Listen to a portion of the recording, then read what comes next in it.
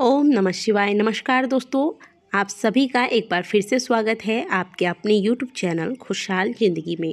कैसे हैं आप सभी, ये बताने के लिए कमेंट बॉक्स में हर हर महादेव अवश्य लिखिएगा।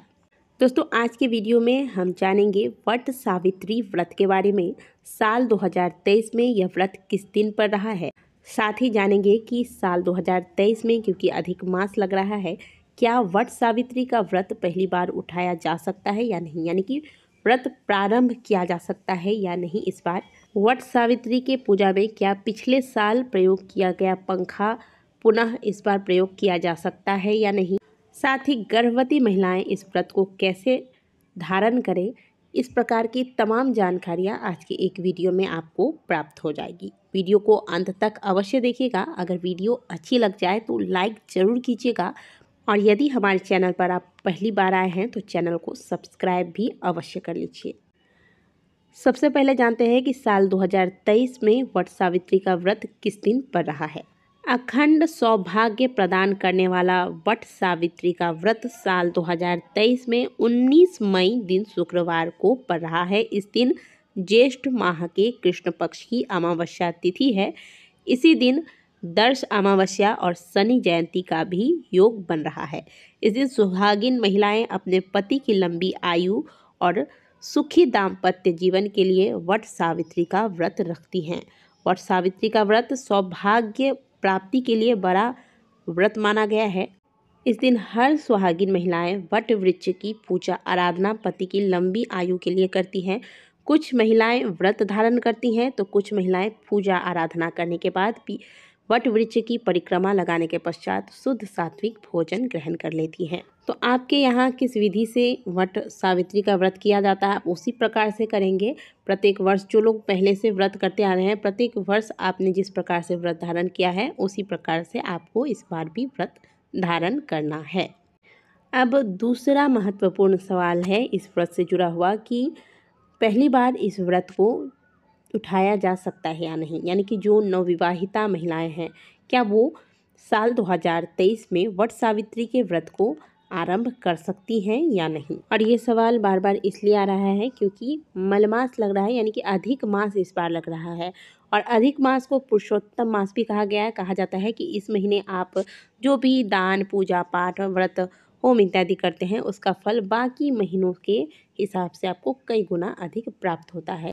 अधिक मास अभी लगा नहीं है। अधिक मास लगने के बाद से आपको नए व्रत धारण नहीं करने हैं। इससे पहले जो है आप नए व्रत को धारण कर सकते हैं। तो जितनी भी नवविवाहिता महिलाएं इस व्रत को आरंभ करना चाहती हैं या फिर ऐसे भी कोई महिला इस व्रत का आरंभ करना चाहती है तो वो 2023 में इस व्रत को बिना किसी संकोच के आरंभ कर सकती हैं। अगली बात दोस्तों, गर्भवती महिलाएं इस व्रत को कैसे धारण करें, क्योंकि प्रत्येक वर्ष यह व्रत सुहागिन महिलाओं द्वारा किया जाता है और व्रत खंडित ना हो जब तक इस व्रत का उद्यापन नहीं और बीच में व्रत छूटे नहीं, इसके लिए क्या करना चाहिए गर्भवती महिलाओं को। तो आप बिल्कुल इस व्रत को धारण कर सकती हैं और प्रातःकाल जल्दी पूजा आराधना करने के बाद आप दिन भर फलाहार ले सकती हैं। आप चाहें तो मीठा भोजन भी ले सकती हैं। जितनी बार आपकी मर्जी हो आप चाय दूध जूस पानी इत्यादि भी ले सकते हैं और फलाहार इत्यादि करें। जो भी भोजन करेंगे शुद्ध सात्विक करें, ठीक है। इस प्रकार से गर्भवती महिलाएं पूजा करने के बाद अगर भोजन करती हैं तो आपका व्रत भी बीच में छूटेगा नहीं और आपका जो नियम है वह भी पूर्ण हो जाएगा। अगला सवाल वट सावित्री से जुड़ा हुआ, जो कि अक्सर कई महिलाओं के मन में होता है कि पिछले साल जो आपने पंखे का प्रयोग किया था उसका प्रयोग इस बार के पूजा में कर सकते हैं या नहीं। तो देखिए, यदि आपने अच्छे से इस पंखे को रखा है पूरे साल भर संभाल कर, तो इसको आप अच्छे से धोकर इस पर गंगा जल का छिड़काव करके फिर इसका प्रयोग कर सकते हैं। और अगर नहीं मिल जाए तो नए का ही प्रयोग करें, नहीं मिलता है तो फिर पुराने वाले को भी प्रयोग में ला सकते हैं। लेकिन यदि आपने पिछले साल वाले पंखे को प्रयोग में लाना आरंभ कर दिया है, पूरे साल भर आपने इसका प्रयोग किया है, फिर जाके अगर आप इसको पूजा में शामिल करना चाहते हैं तो ऐसी गलती मत कीजिएगा। यदि आपने संभाल कर रखा था तो आप इसे धोकर गंगा जल का छिड़काव करके पुनः पूजा में प्रयोग कर सकते हैं। अगली चीज़ जो कि बहुत ही ज़रूरी है, जो भी सुहागिन महिलाएं होती हैं उनके पास उनके शादी के समय का सिंदूर दान जो होता है, जिसे कि सिंदूरा कहा जाता है, जो शादी के वक्त ससुराल से आता है, जिसमें आप पीले वाले सिंदूर रखते होंगे। शादी के समय इसी सिंदूर से मांग भरा जाता है और यह सिंदूर प्रत्येक सुहागिन महिला के पास सिंदूरा में रखा रहता है। इसे आप जब भी वट सावित्री हो या फिर तीज का व्रत हो या फिर करवा चौथ का व्रत हो, इस सिंदूरे में से सिंदूर निकालकर अपनी मांग अवश्य भरिएगा। अगर आपके पास नहीं है सिंदूरा, बहुत दिन हो गए आपके शादी के तो आप ऐसे में क्या कीजिएगा कि आप एक सिंदूरा खरीद ही लीजिएगा। बहुत ही सुंदर दिन है वट सावित्री का और इसमें सिंदूर अच्छे से संभाल कर लीजिएगा। और आज के दिन जो पीला वाला सिंदूर आता है उसी का प्रयोग कीजिएगा, उसी से मांग भरिएगा, क्योंकि इसी का प्रयोग विवाह में किया जाता है। और अगर नहीं मिलता है तो फिर लाल वाला ही ले लीजिएगा। साथ ही एक बरगद का पौधा अगर बन सके तो आज के दिन अवश्य लगाइएगा। सभी सुहागिन महिलाएं सोच लें कि आज के दिन एक बरगद का पौधा अगर बन सके तो किसी ऐसे स्थान पर अवश्य लगाइएगा जिससे यहाँ से आपको बार बार उखाड़ने या काटने की नौबत ना आए।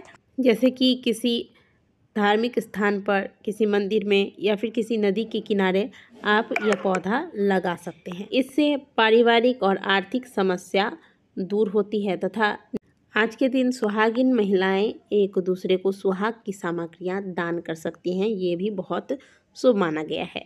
तो जब आप वट सावित्री की पूजा की सामग्रियों का शॉपिंग कर रहे होंगे, खरीदारी कर रहे होंगे, तो आप एक कार्य कीजिएगा कि जो सिंदूर आप लेते हैं पूजा में माँ पार्वती को चढ़ाने के लिए या फिर वट सावित्री माता को चढ़ाने के लिए, तो ऐसे में आप क्या कीजिएगा कि सिंदूर के डब्बे कुछ ज़्यादा मात्रा में खरीद के रख लीजिएगा। 3-4 जितना आपके सामर्थ्य में हो खरीद के रखिएगा।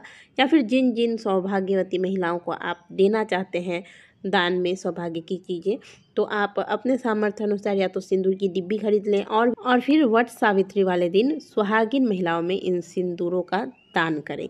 यह बहुत ही शुभ माना गया है। ये कार्य आप एक कर सकते हैं।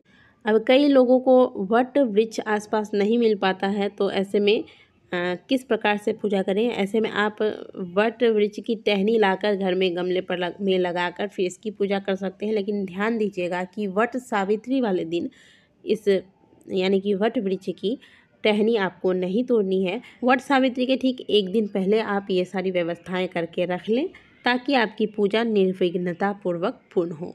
तो वट सावित्री व्रत से जुड़े हुए कुछ महत्वपूर्ण सवाल के जवाब आज के वीडियो में हमने आपको दिए हैं। आगे भी वट सावित्री व्रत से जुड़े हुए कुछ महत्वपूर्ण जानकारियाँ लेकर आपसे मिलेंगे। आज के वीडियो को यहीं समाप्त करते हैं। वीडियो अच्छी लगी हो तो वीडियो को लाइक ज़रूर कीजिएगा। कमेंट बॉक्स में हर हर महादेव अवश्य लिखिएगा। मिलते हैं आपसे अगली वीडियो में, तब तक के लिए ओम नमः शिवाय, हर हर महादेव।